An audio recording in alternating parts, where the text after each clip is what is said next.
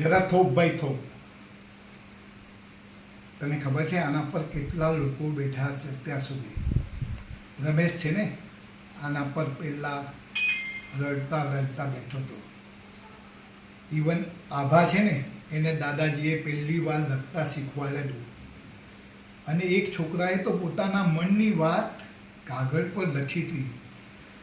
તારા માટે ફક્ત આ બાકડો છે, પણ મારા માટે તો આ બધાની યાદો છે.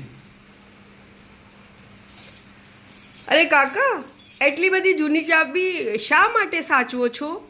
જો બેટા, તારા તો નવા આવી જાય, પણ ચાવી ખોવાઈ જાય ને તો એની સાથે બધાની યાદો પણ ખોવાઈ જાય. માટે હું કહું છું કે એકવાર જરૂર વિચારી લેજો કે ઈંટ તોડતા નહીં, પણ બધાની યાદો ખોવાઈ ન જાય એનું ધ્યાન રાખજો.